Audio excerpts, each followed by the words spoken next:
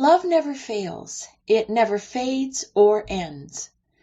But as for prophecies, they will pass away. As for tongues, they will cease. As for the gift of special knowledge, it will pass away. For we know in part and we prophesy in part, for our knowledge is fragmentary and incomplete.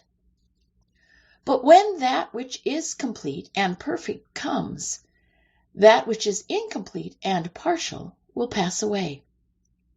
When I was a child, I talked like a child. I thought like a child. I reasoned like a child. When I became a man, I did away with childish things. And his gifts to the church are varied. And he himself appointed some as apostles, special messengers, representatives, some as prophets, who speak a new message from God to the people, some as evangelists, who spread the good news of salvation, and some as pastors and teachers, who shepherd and guide and instruct.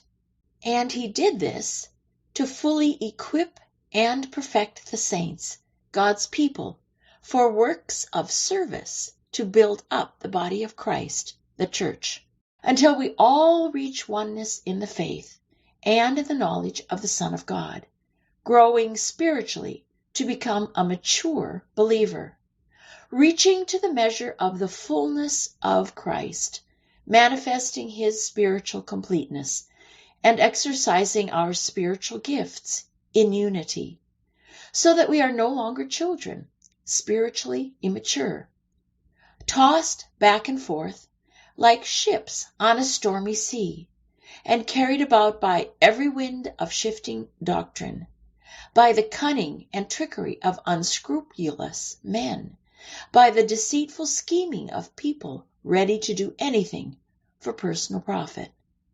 But speaking the truth in love, in all things both our speech and our lives expressing his truth, let us grow up in all things into him, following his example, who is the head, Christ.